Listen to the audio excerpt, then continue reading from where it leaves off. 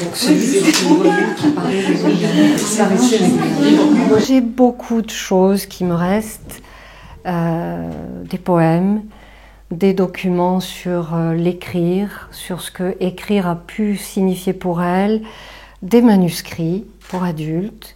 Je pense que l'important, ce dont je reçois l'héritage, puisque Anne-Pierre Jean était ma mère, je pense que vous le saviez,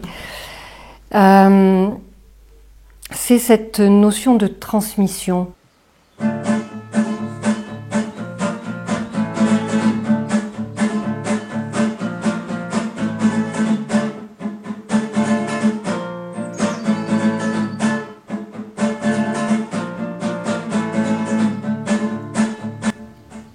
C'est dans le nord de la Drôme, à Saint-Avit, qu'a grandi celle que beaucoup d'adolescents ont connue sous le nom d'Anne-Pierre Jean, de son vrai nom Marie-Louise Grandjean. Cette écrivain prolifique a longtemps été institutrice dans la région de Cray et dans le Vercors.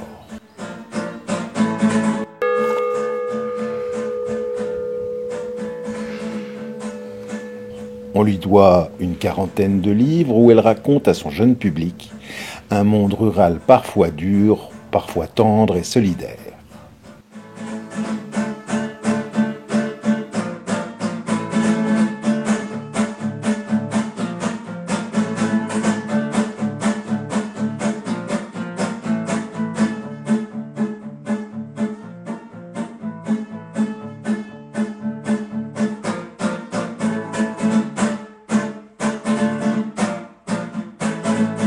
Ce dont elle va parler beaucoup, c'est cet amour fou entre ses deux parents.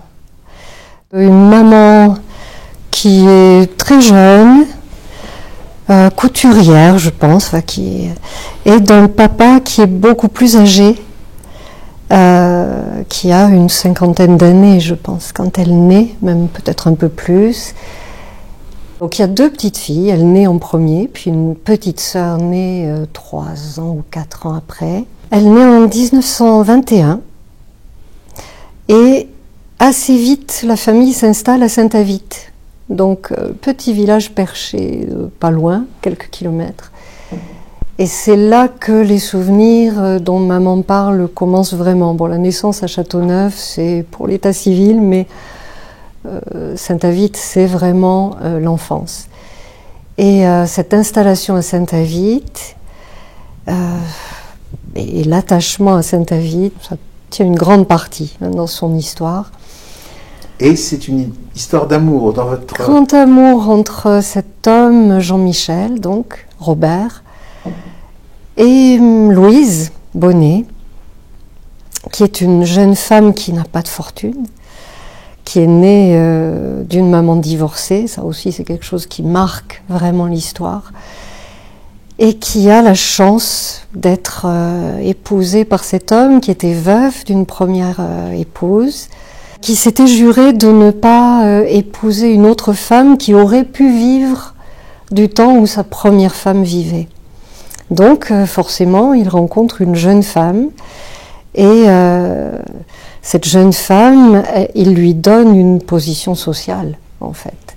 Parce que lui était donc assureur, je ne sais pas exactement, mais c'est quelqu'un qui avait fait des études et qui était un peu le sage du village. Et maman disait, je relisais des choses là récemment, qu'elle a commencé à écrire parce qu'elle avait un père poète et que ce père donc devait écrire, et il se racontait une fois l'un, une fois l'autre une histoire. Et un jour, il a commencé à écrire ce qu'elle avait commencé à raconter, toute petite donc. Et elle dit, c'est comme ça que j'ai commencé à avoir le goût d'écrire. Maman dit qu'ensuite, elle a toujours écrit. C'était une époque où il n'y avait pas de papier, pas de cahier. Elle récupérait les papiers de chocolat, elle en faisait des petits carnets en les cousant, et elle écrivait partout, et tout. Et elle a écrit d'autant plus que ce père, elle a eu la malchance de le perdre très vite. Elle avait 7 ans, et que ça a été le drame vraiment de sa vie. Donc ce père est mort jeune quand même, puisqu'elle avait 7 ans et a laissé cette jeune femme avec ses 2 petites filles dans ce village de Saint-Avit. Et avec, au fond, on le voit de temps à autre dans son œuvre, ce problème des veuves. Hein, parce que être divorcé, c'est pas rigolo, c'est de loin pas rigolo. Hein, on se rend compte à le lire. Hein. Parce que sa mère a été marquée par ça, puisque c'est donc la mère de sa mère qui avait divorcé, qui a toute sa vie en effet été marquée par le fait d'être une enfant de divorcée. Maman avait un triste privilège, c'est qu'elle était fille de divorcée en 1900, dans la campagne. Et maman m'a toujours dit, ma mère me disait, les cloches ne sonnent pas pour nous. Et cette mère avec cette petite fille, donc, qui était Louise, a vécu à la fois en marge et à la fois avec l'idée qu'il fallait être mieux que la moyenne, mieux que n'importe quelle femme, irréprochable. Parce que quand on était femme divorcée, forcément, on était suspecté d'avoir des mauvaises mœurs, d'être une femme peut-être facile, et qu'il fallait avoir une morale à toute épreuve. Et ça réapparaît beaucoup dans Loïse en sabot. Elle reste quand même longtemps seule avec ses enfants, ses 2 petites filles, puisqu'elle se remarie lorsque maman a 13 ans, ou elle rencontre Paul quand elle a 13 ans. Je pense qu'ils ne sont pas mariés tout de suite. Donc elle a vécu longtemps. Qui est Paul ? Il est paysan, il travaillait dans une ferme et ils reprennent ensemble, Paul et Louise, parce que ça va donner lieu à Paul et Louise, le livre ensuite. Le passage où cette jeune femme veuve reste avec ses 2 enfants, ses 2 petites filles au village, c'est quand même une période, alors évidemment dramatique, dont maman a beaucoup parlé et à propos de laquelle elle a beaucoup écrit, parce que cette jeune femme, je pense, fait une grave dépression, et que cette petite fille de 7-8 ans se trouve quasiment en position de devoir surveiller sa maman et gérer aussi la vie à la maison, la petite sœur, beaucoup, parce que cette maman est extrêmement fragile. Et là, le rôle du village est très important. C'est pour ça que ce village de Saint-Avit est un village qui lui est resté très cher, mais qui nous est à nous aussi, les enfants, restés très proches, parce que beaucoup de choses qu'elle dit, qu'elle écrit, sont des remerciements à ce village. Vous avez choisi de donner comme cadre à votre roman les paysages de la Galore. S'agit-il d'un choix fortuit ou vous êtes-vous inspiré des paysages de votre enfance ? Tu sais, Stéphanie, de toute façon, je ne parle jamais que de ce que je connais bien. Il me faut des paysages que je vois très bien dans ma tête et dans mon affectivité. Et la vallée de la Galore, j'y ai placé presque tous mes livres, plus le Vercors. Tu verras si tu lis d'autres livres où je place le Vercors. Elle avait cette formation de couturière, mais elle a travaillé dur pour faire vivre ses petites filles. Jusqu'au jour où Paul rentre dans sa vie, je ne sais pas exactement comment. Ça aurait été un amoureux de ses 14 ou 16 ans. Le premier amoureux, et puis chacun s'est marié, Paul partant à la guerre de 14, et ne se sont pas revus de longtemps. Et puis dans Anne des Collines, elle raconte comment ce Paul revient un jour sur une moto et vient retrouver Louise et lui parler, voilà. Et puis comment ce Paul est devenu un papa, bien qu'elle n'ait pas du tout confondu, bien sûr, mais il a été pour elle à la fois le père qui manquait, l'homme qui manquait auprès de sa mère et qui venait quand même rééquilibrer les choses et qui lui a permis, elle, de pouvoir vivre un peu plus sa vie d'enfant, parce que elle s'est sentie moins responsable de sa mère à partir du moment où sa mère n'a plus été seule. Et j'ai pris ces personnages parce que Paul est mort et que j'ai eu besoin de parler de l'enfance de mes parents. Et je leur ai donné aussi, non seulement le nom à mes personnages, je leur ai donné aussi le caractère de Paul et de Louise, les vrais qui sont à moi. Je n'avais pas de famille, je n'ai pas eu d'enfance avec des oncles, des tantes, parce que ça s'est trouvé comme ça, il n'y en avait pas. Je n'ai pas eu de grand-mère non plus, ni de grand-père, et j'avais tous les grands-pères et les grand-mères d'un village, parce qu'il y avait un rapport entre eux et moi qui était extraordinaire. C'est un monde très dur. C'est un monde très dur, oui. Oui, on vit avec très peu, je pense, oui.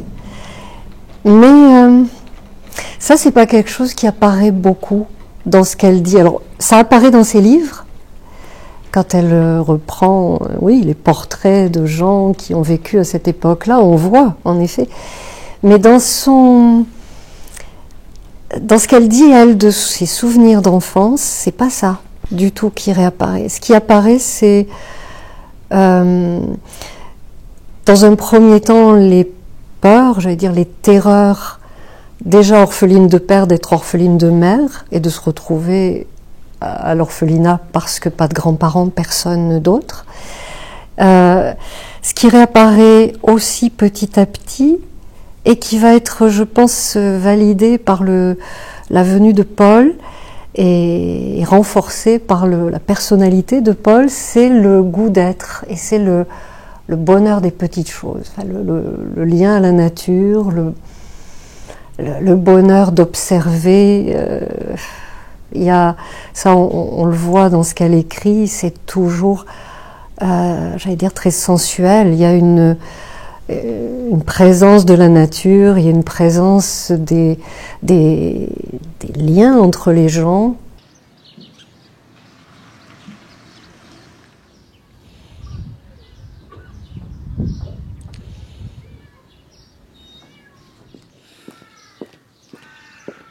Ceux qui apprenaient ça lettre, ceux qui apprenaient pas, c'est ton doute.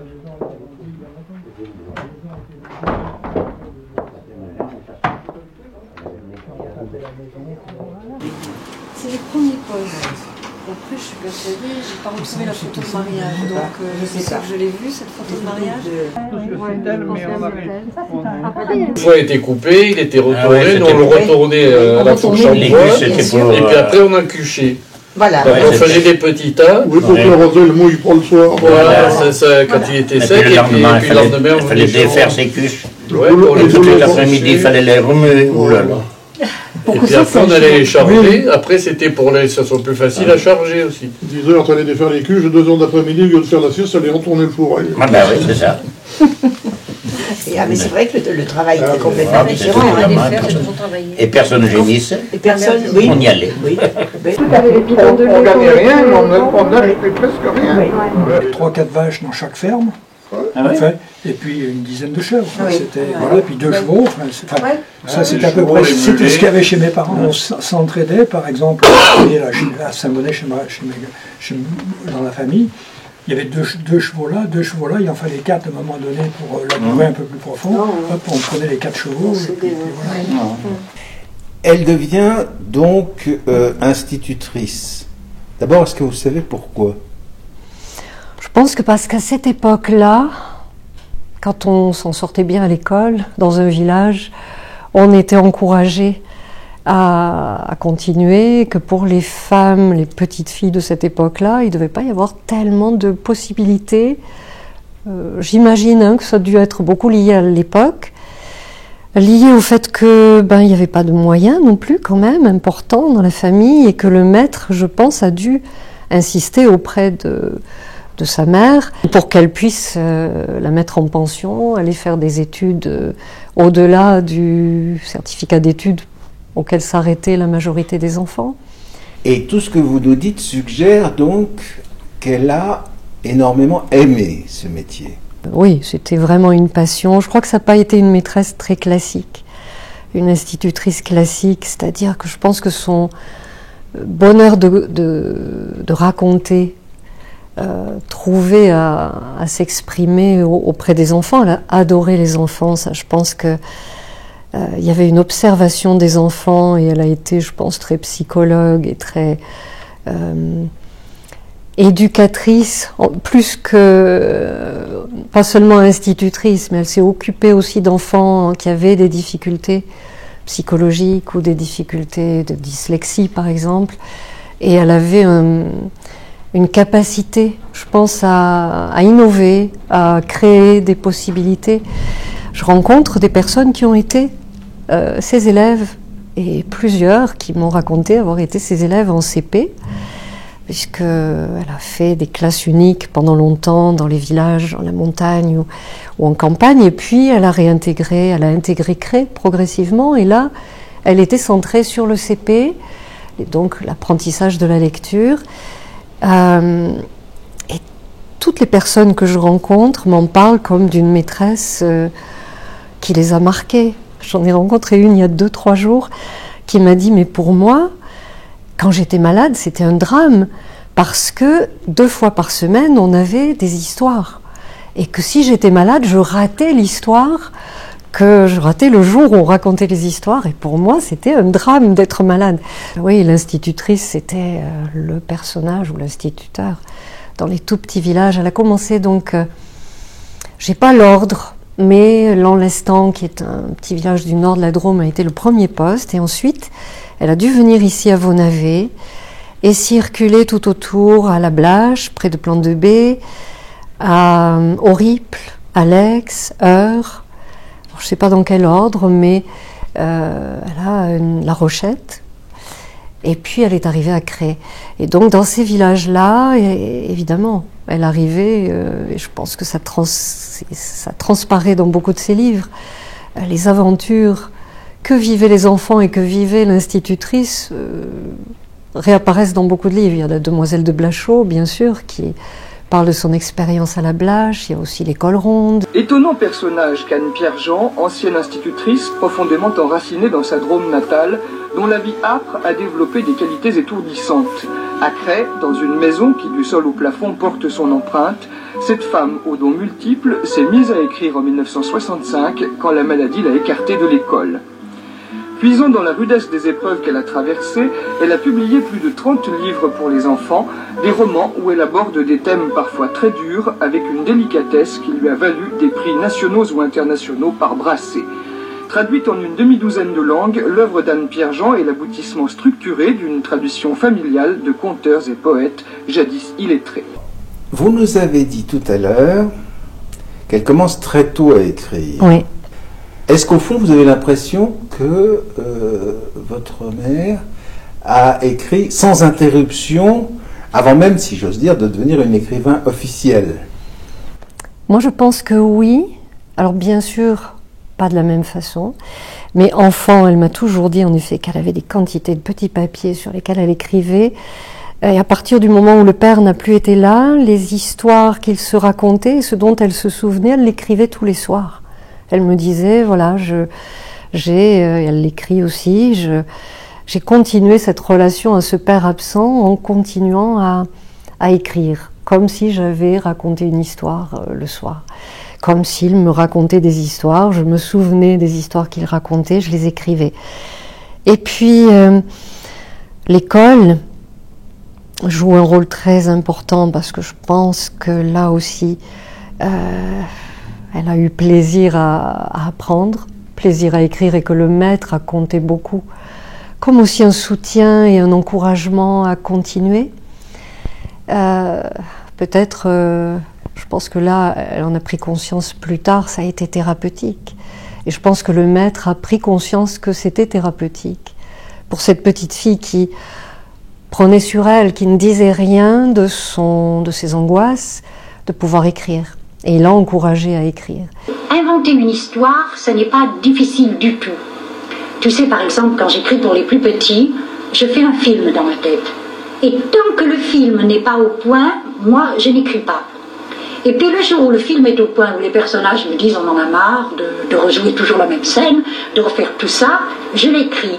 Quand je le relis, c'est tellement mal écrit que je le laisse reposer et que je me dis je vais le fignoler. À ce moment-là, quand je fignole et quand j'écris, je supporte très très mal le téléphone, qu'un rôti brûle, que, enfin bon, tu comprends, si j'étais un monsieur, j'aurais une femme qui ferait la cuisine, mais comme je fais aussi la cuisine en même temps, alors là, ça devient très difficile. Et je le relis à haute voix parce que je ne peux pas supporter qu'il n'y ait pas une cadence. Si je perds la cadence, je réécris. Alors, tu imagines, j'écris toujours un paragraphe. Et quand je réécris le deuxième paragraphe, je relis le premier. Quand j'arrive à la fin du livre, je relis tout pour être sur la même cadence, pour être sur le même élan.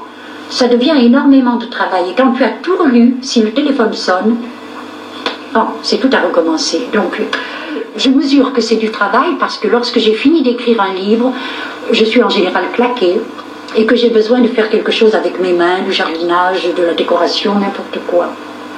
Je la voyais souvent avec un cahier qui la suivait un peu partout. Elle pouvait écrire sur la table de la cuisine pendant que la soupe cuisait, qu'elle surveillait à l'oreille le rôti. Et il fallait être là pour entretenir ce qui était en train de cuire. Et puis, pendant qu'on faisait nos devoirs, non, bien sûr qu'on parlait ensemble. Je parlais avec elle lorsque j'avais des devoirs, des rédactions, des dissertations à faire. Voilà, on échangeait autour des livres que je lisais, dans mes études. Mais je crois que, avec le recul, je me dis, c'était devenu tellement banal de voir arriver, par exemple, des cartons de livres par la poste. Voilà, il y a un nouveau livre qui est sorti, on déballait les cartons, on mettait ça sur la table, on découvrait les illustrations parce qu'en général, on ne les voyait jamais avant. Elles n'étaient pas consultées pour très peu pour les illustrations de ces textes, donc elle découvrait ces livres qui arrivaient par la poste. Voilà. Et c'était devenu... j'avais pas conscience d'avoir une mère exceptionnelle ou d'une mère écrivain. Alors à quel moment j'écris? Quand on me fiche la paix, c'est-à-dire que ça peut être n'importe quand.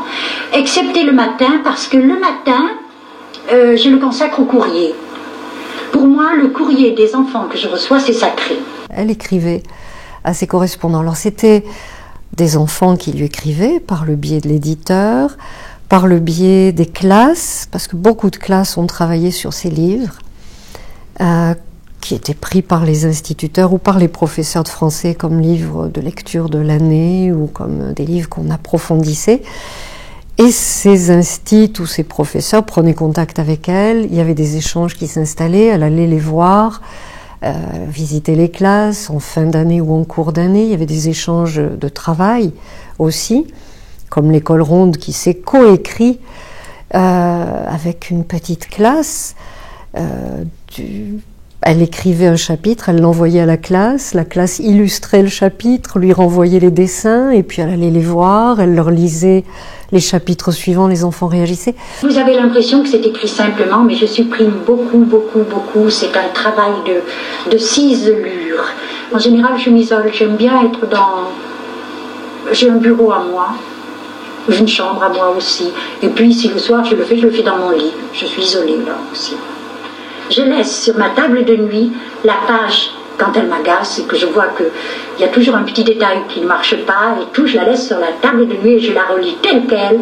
Et le matin, quand je me relève, je dis comme l'inspecteur Bourrel, mais c'était ça, et ça vient tout seul. Dormir sur un travail qu'on va faire, c'est impeccable. Le matin, on est bien.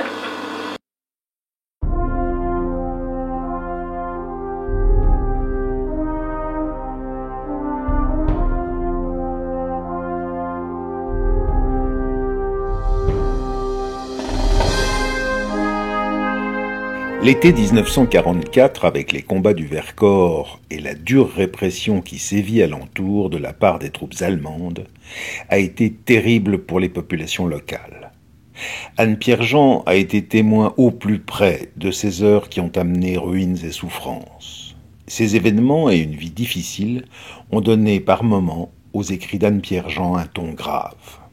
Elle arrive ici, elle se marie en 1942, donc elle arrive en pleine période de guerre, jeune mariée, elle va avoir son premier enfant le 8 juin 1944, 2 jours après le débarquement, en pleine période de représailles, et elle vit, on peut imaginer l'angoisse, elle m'a raconté, elle l'a écrit dans des textes poignants, la naissance de ce bébé. D'abord la grossesse, qui n'a pas été simple à vivre avec les alertes, toute l'agitation. Ce bébé, elle monte sûrement à la maternité qui était, l'hôpital était près de la tour, donc sûrement en vélo, avec son gros ventre, sentant que les choses approchent. Elle accouche pratiquement dans une chaise longue, parce qu'on lui dit c'est pas le moment. On l'installe dans une chaise longue et elle se trouve en train d'accoucher dans cette chaise longue. Ça, c'est pas dramatique. Ce qui est plus dramatique, c'est que dans la nuit qui suit, les jeunes mamans qui étaient là avec leur nouveau-né ont vu arriver des hommes qui se sont installés à leur chevet, qui étaient censés être les papas des bébés qui étaient dans les berceaux. En 2 secondes, on a dit à ces mamans, bon, c'est le papa de votre bébé. Ils ont eu le temps d'échanger 2 mots pour savoir comment ils s'appelaient, qui étaient en fait des résistants, qui étaient à l'étage en dessous, où on opérait la nuit en cachette. Et voilà, pour donner un aperçu de la façon dont ce début de vie, de couple, de jeune maman, de jeune instite, a été complètement marqué quand même par ce climat.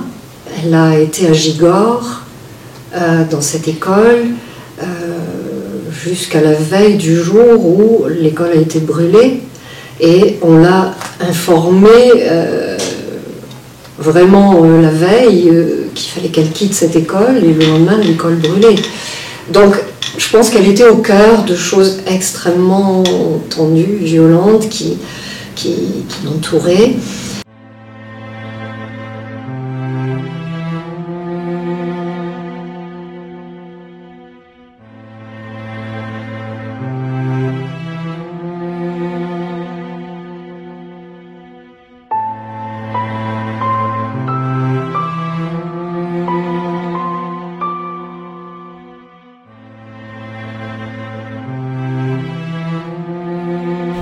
Diriez-vous qu'elle était célèbre? Elle l'a été, oui.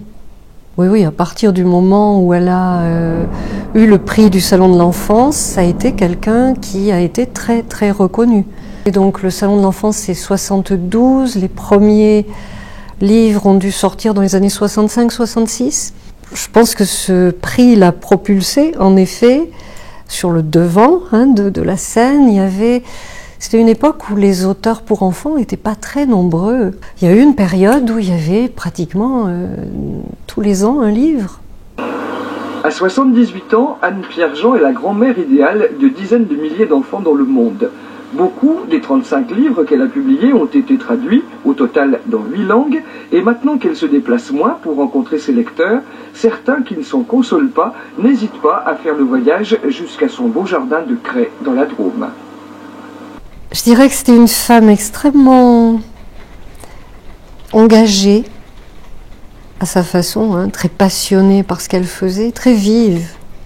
C'était pas une intellectuelle, comme vous disiez tout à l'heure, voilà, on dérange pas maman parce qu'elle corrige ses copies, pas du tout. Elle avait ce côté très cultivé et passionné par les livres, par l'écriture, par la poésie. Mais aussi très manuelle, très bricoleuse, qui faisait très bien la cuisine, qui cousait, qui tricotait, qui bricolait. Donc je dirais une femme très moderne. Ce que j'ai voulu dire, c'est que le quotidien offre beaucoup de sources d'évasion et d'aventure. Qu'il ne faut pas croire qu'il faut attendre les vacances, qu'il faut attendre...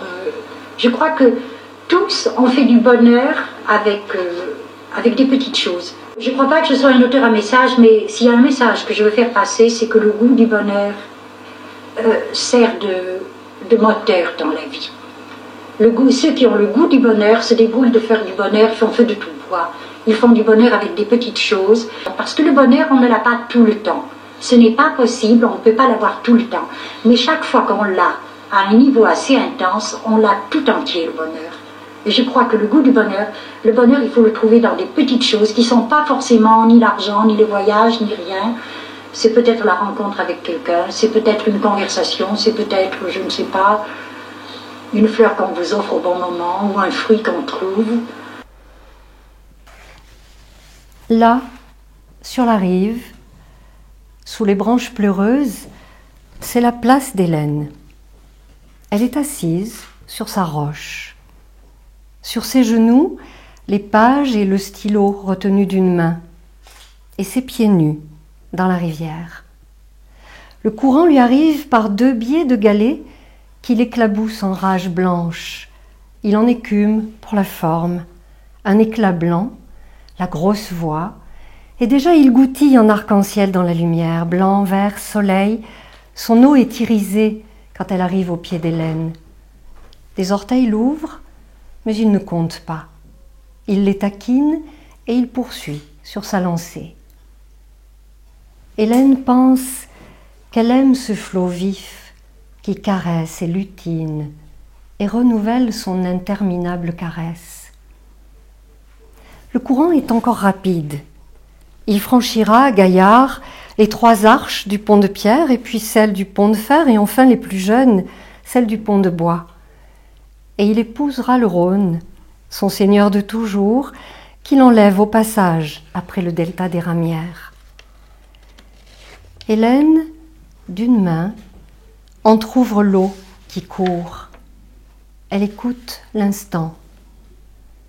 L'instant et les gouttes ouvertes sont sans retour, comme le soupir qu'elle pousse et n'a aucun rapport avec cette minute. Comme cette pensée que sans l'inscrire, elle poursuit incessamment et qui, un jour, elle l'espère, sautera de devant, disparaîtra mine de rien. L'oubli, ça existe peut-être.